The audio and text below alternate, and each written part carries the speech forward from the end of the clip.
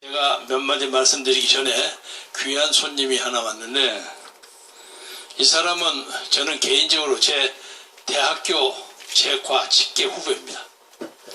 그리고 지난번에 미래통합당 공천 파동 과정에서 지금 비상대책위원장으로 들어선 김종인이가 이 사람의 목을 쳐버려서 저는 미래통합당 선거를 망쳤다고 생각합니다. 당시에 이 사람의 발언에 대해서 강력하게 옹호를 하고 뭘 잘못했느냐 하고 국민에게 강력하게 호소했다면 정부의 많은 자유주의 우파 유권자들이 훨씬 똘똘 뭉쳐가지고 우리가 훨씬 더 많은 승리를 할 수 있었다고 생각하는데, 여러분 동의하시죠? 차명진 의원에게 박수 한번 쳐주십시오. 저 양반이 저기 앉아가지고 여기를 안 올라오려고 그래서 제가 일부러 초치해갖고 소개를 했기 때문에 앞으로 반드시 발언을 하고 갈 겁니다.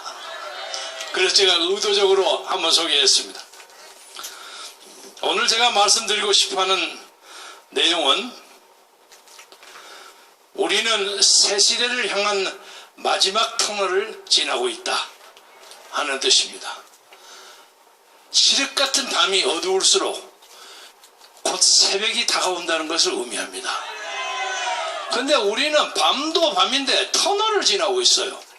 그러니까 밤하늘에 별 하나도 보이지 않아요. 깜깜해요.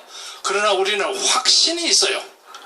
언젠가 이 암흑의 터널을 벗어난다는 것, 그리고 저 앞에는 동트는 아침이 다가온다는 걸 알고 있기 때문에 굳건하게 마음을 다지고 있습니다. 그제 무슨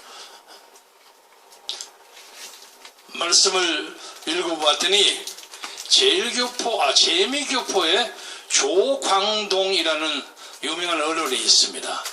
제가 미국에 있을 때 이 양반이 시카고 한국일보 편집국장을 했어요. 글을 아주 잘 씁니다. 근데 이 사람이 긴 글을 쓰셨어요. 여러분 보신 분들 계시죠?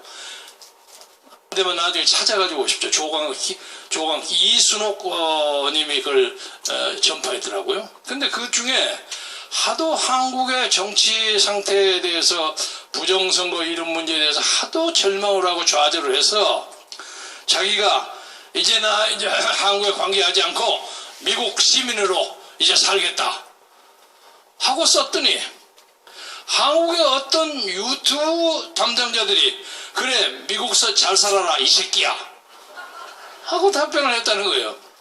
그래서 크게 나쁜 의미가 있지는 않았겠지만, 네가 아무리 그래도 한국에 대해서 관심을 잃어버릴 수 있느냐 이런 뜻에서 얘기를 했겠지만, 하도 언어가 가혹해서 아니 이 양반이 격려를 한지 욕을 한 건지 헷갈리더라는 거예요. 그래도 다시 한국의 부정선거 문제에 대해서 제가 관심을 가질 수밖에 없어서 또 글을 쓴다 이런 글을 썼더라고요. 대단히 훌륭한 사람입니다. 언젠가 한국에 돌아올 겁니다. 지금 이 한국의 부정선거 문제에 대해서는 이미 다 판별이 났죠? 손상대 선생이 판별이 났다니까. 맞습니다. 박영하 통계물리학자 교수가 동전을 50원짜리 아니면 100원짜리 던져가지고 1000개를 쫙 던져가지고 쫙 떨어졌는데 거기에 그림이 꼭같게 쫙 나올 수 있는 확률만큼 이 선거가 부정선거예요. 투표 개수기 통계를 내보니까 재검표를 하자 하고 다시 했더니 아까 얘기한 거 또 달라요. 여러분 다 아시죠? 투표함 관리하는데 CCTV가 없어요. 아무나 들어가려고요. 지 맘대로 들어가려는 거예요.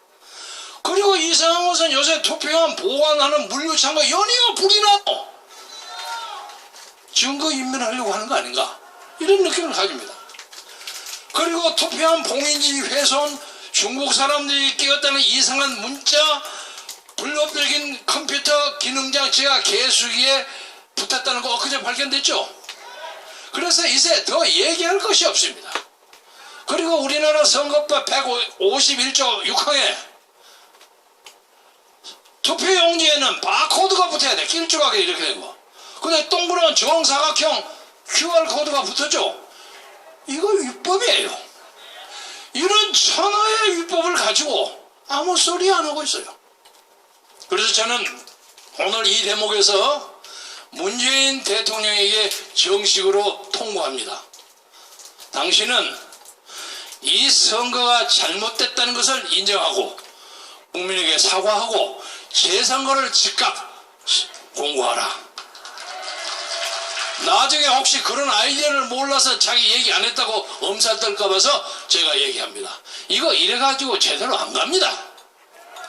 요새 보세요. 예, 이 나라 웃기는 사건이 막 벌어져요.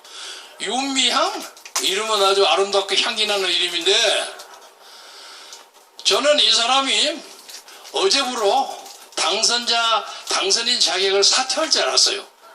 그러면 그나마 더불어민주당 사람들, 시민단체 그나마 일말의 양심이 있겠구나 하는 생각을 했는데 어림없어요.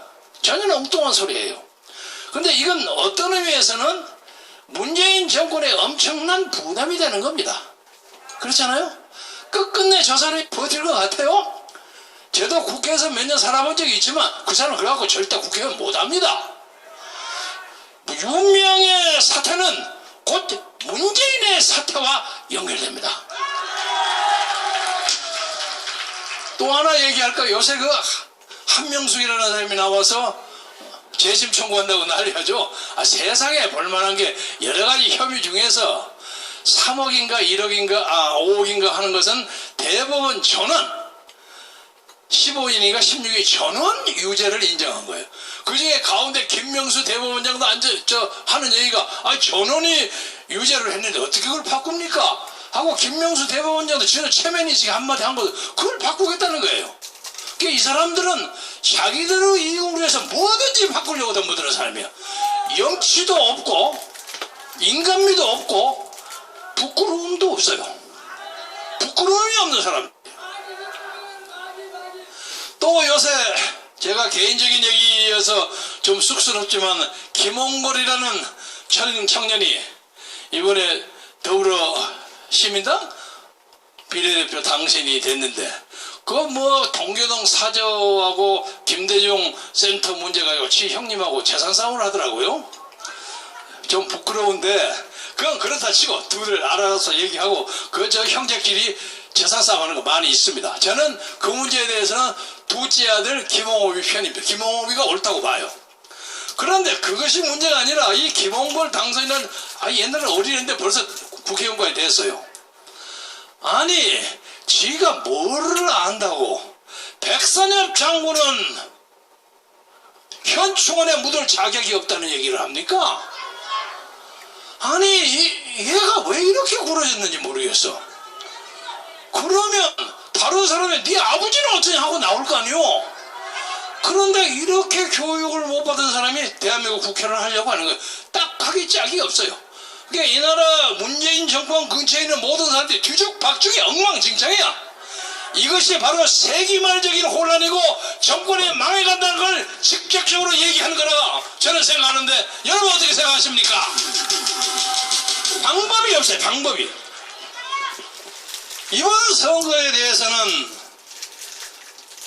조슈아, 박성원 교수, 로이킴, 미베인 교수, 데밀로 교수 이런 사람들이 등등이 쭉 인정을 했어요. 그리고 한국에서는 이봉규 박사 누굽니까? 또 공병호 박사 등등이 딱 준비하고 구리 현장에서는 그 서향긴가 서기양 하는 그 젊은 목사 여자 목사가 몸소 뛰어가서 그걸 잡아나가고 세상이 다 아는 건데 이걸 억지를 쓰고 있어요. 제가 여러분에게 다짐하면서 말씀드리자면 다른 무슨 소리를 해드려도 중앙선거위원회에서 발표한 그 득표 현황 있죠? 그 자체가 증거입니다. 이게 조작입니다. 앞으로 말이죠. 한국 정부에서 중앙선거원에서 발표한 2020년 국회의원 선거표 이건 아마 전 세계의 정착도들이 PhD 논문, 석사 논문으로 분석할 거예요. 어떻게 정부가 선거를 조작할 수 있느냐?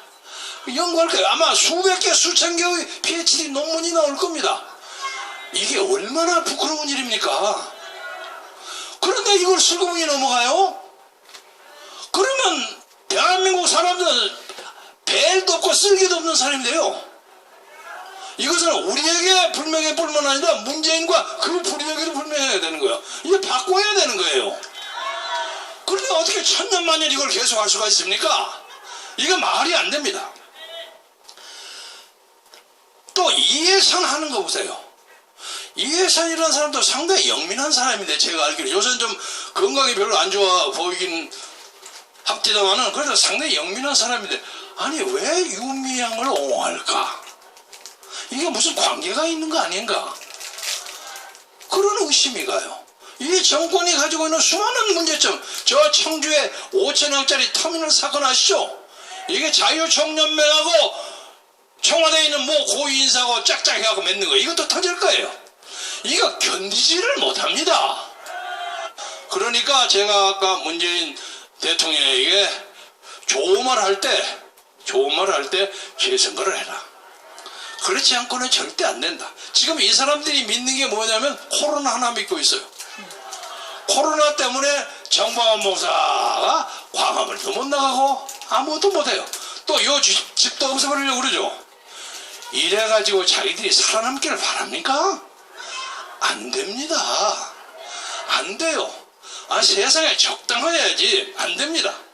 그래서 지금 한국은 정치적으로 유례없는 정치적 카오스, 혼란 시대에 있지만은 새벽 직전의 어둠은 깨어있는 사람이 압니다. 그런데 요새 이제 미래통합당이라는 미래를 위해서 무슨 통합을 하는지 잘 모르겠지만 그 사람들이 좀 흐지부지 하니까 요새 당을 만들겠다는 사람이 한 연하문계 나오는데, 아까 방금 목사님한테 들었어요. 아니, 별 사람이 다 당을 만든다고 그래요. 무슨 유튜브 한 사람도 당 만든다 그러더라고요. 당을 만들어야 할 필요가 있기는 있습니다만은 아무나 당 만들어가지고 또 뒤죽박죽 됩니다.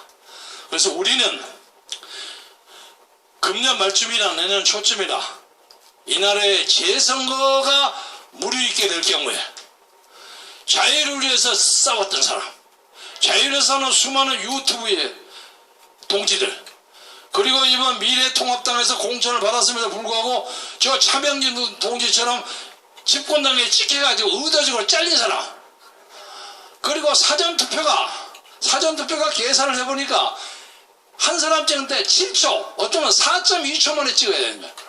그 사전투표 시간 있죠? 그 시간에 거기에 사전투표 한 사람으로 계산을 해보니까, 아니 어떻게 1분에 12명이 사전투표를 할 수 있습니까? 이거 완전 가짜예요. 그래서 새로운 선거가 벌어질 때 우리가 전 자유 우파 세력에 단합을 해가지고, 또 요 뒤에 계시잖아요, 전화목의 목사님의 정신적 지도 아래 이제는 이 우리나라를 이끌어가는 주도적인 제1당을 만들기 위해서 우리가 마음과 뜻과 정성을 다합시다. 그래서 마지막으로 말씀드리고 싶은 것은, 요새 우리나라에 자유라는 단체가 무지무지하게 많아요. 자유시민단체, 자유대연합, 뭐 별게 많아. 그런데 재미있는 건데 미래통합당에서 태어난 운명에서 자유를 빼내버린대요. 아이, 고맙기 짝이 없이 자기들의 정체가 드러나는 거예요. 우리는 이제 자유라는 개념으로 우파, 보수를 다 통과하자고요. 그래서 아주 쉽게 자유당을 만들자 말이야. 근데 자유당 만들고 옛날 제도 가지고 또 혹시 뭐라고 할지 모르니까 신자유당 혹은 새자유당 이래가지고 모든 자유우파를 다 모으는 민족사의 새로운 전기를 금년 말쯤 내년 초에 해서 우리가 내년에는 아주 떵떵거리고 전세계에 나와서, 우리가 한국에서 이렇게 시시껄렁한 조작선거가 벌어졌는데 민중의 힘으로, 특히 유튜브 투사의 힘으로, 특히 크리스찬의 힘으로, 하나님의 형령으로 우리가 이기고 새 역사를 만들었다 하는 걸 자랑스럽게 이야기할 수 있는 일을 위해서 노력합시다. 감사합니다. 네, 감사합니다.